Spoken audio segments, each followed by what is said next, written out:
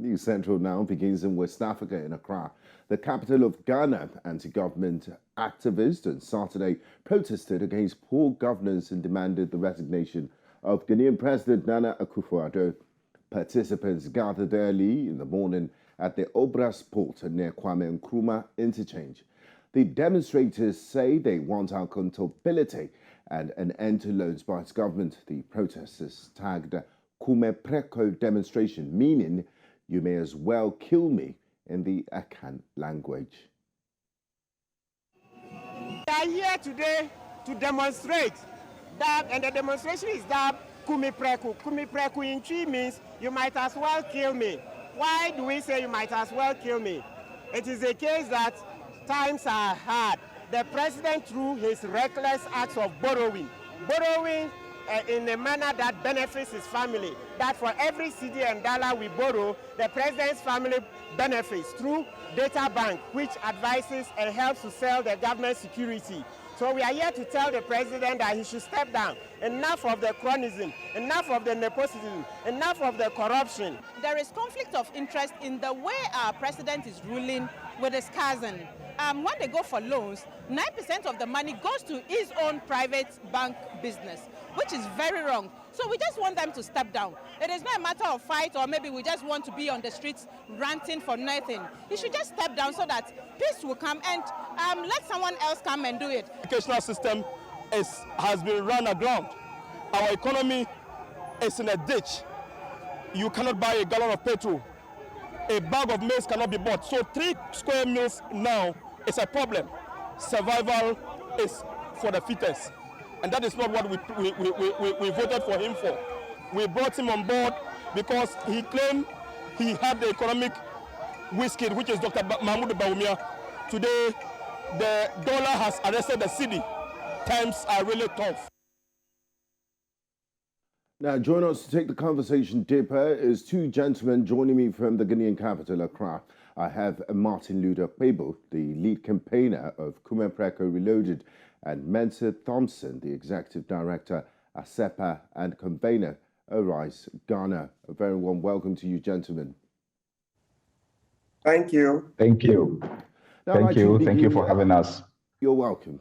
I'd like to begin with you, Martin Luther, a key figure in the early days of the Kumepreko process in 1995.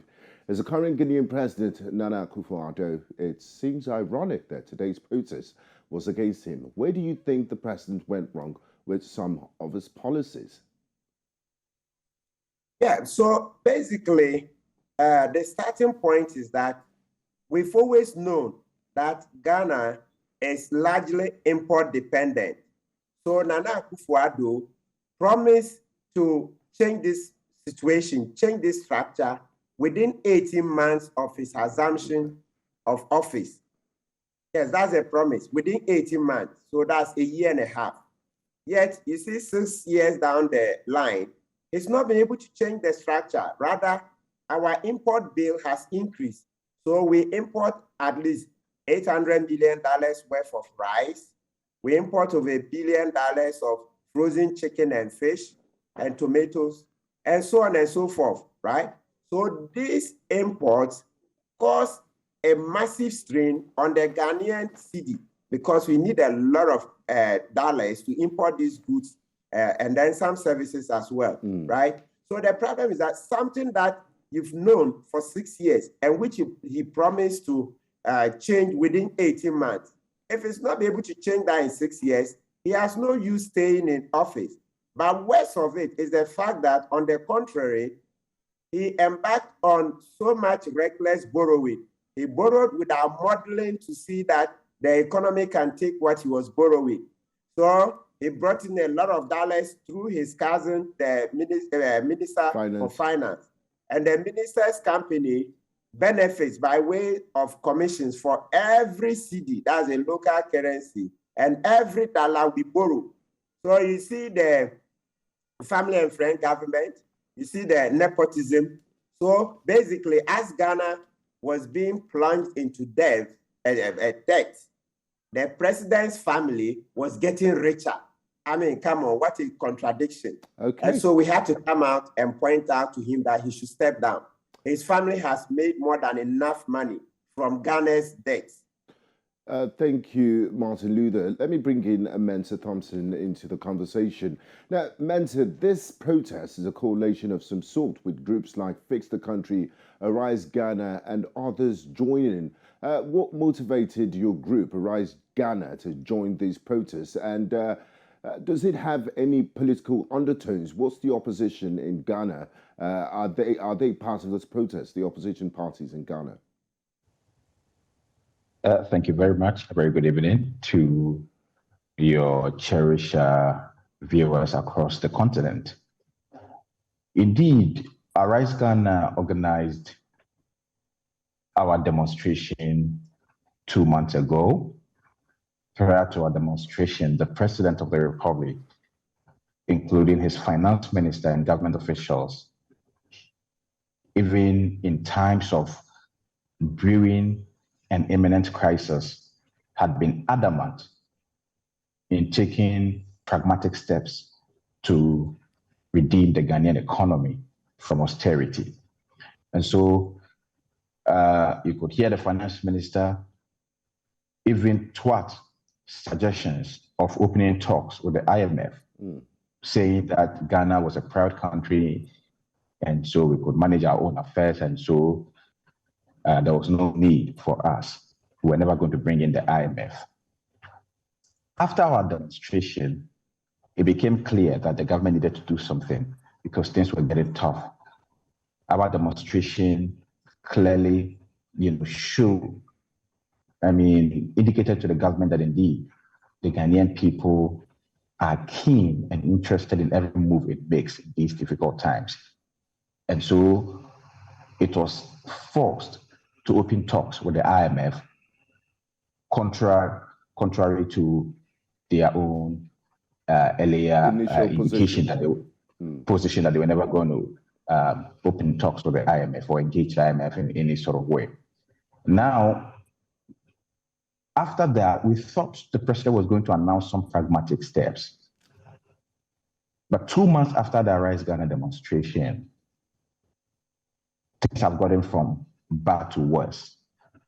We moved from a very difficult moment to far worse situations. And I think that at this point, we've gotten to irredeemable levels.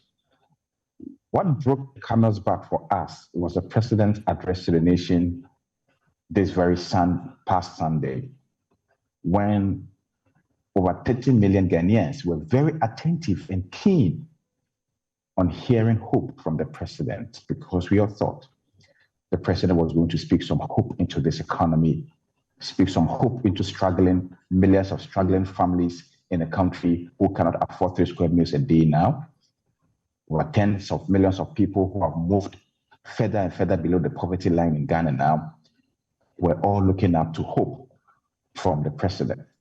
Unfortunately, the president's speech to the nation on Sunday was full of empty rhetorics. It shattered any iota of hope that people had that the president could salvage the situation, including the hope that we had.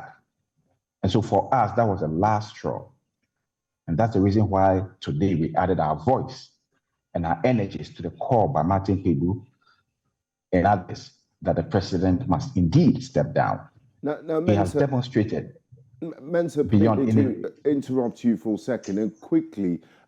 If these demands, because your demands are quite, they're quite a stretch, calling for the resignation of the president, elected president, and the finance minister, I don't see that happening anytime soon. So if it doesn't happen, are these demonstrations going to go on? Absolutely. In fact, Arise Ghana have a 3-day demonstration coming up on the 15th, 16th, and 17th of November. We have a 3-day demonstration coming up in the capital, Accra. And so today's demonstration is an indication and a warning to the president.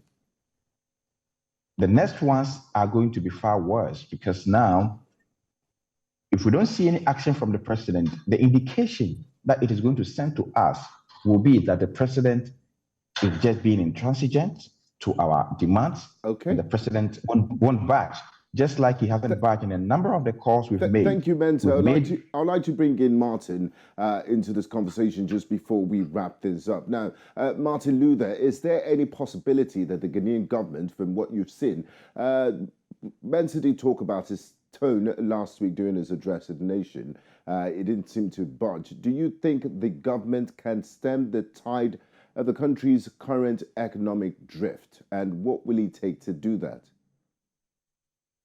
No, my brother, it doesn't look like we can, the government can stem that tide. Look, what's happened is that from January to date, our city has depreciated by more than 100%, right? So I really don't see how the government is going to be able to reverse this 100% depreciation. It doesn't happen. I mean, I don't remember that in our history this has ever happened. And indeed, the measures that the president ruled out don't have that capacity. It doesn't look like that's the impact they are going to have.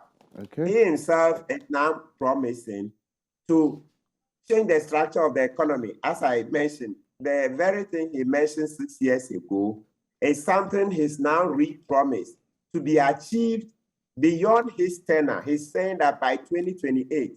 Now he has up to 2024 if he doesn't resign. So you see that the president is basically accepted defeat, that he doesn't have what it takes to change the structure of the economy. Thank you very much, gentlemen. It's been a pleasure talking to you. Both Martin Luther Kpebu and Mensah Thompson. Mensah did say the Arise Group is planning demonstrations for the 15th, 16th and 17th in Ghana. We'll definitely keep our tabs and eyes on the situation and monitor events in Ghana. Thank you very much for your time and insight, gentlemen. Thank you for having us.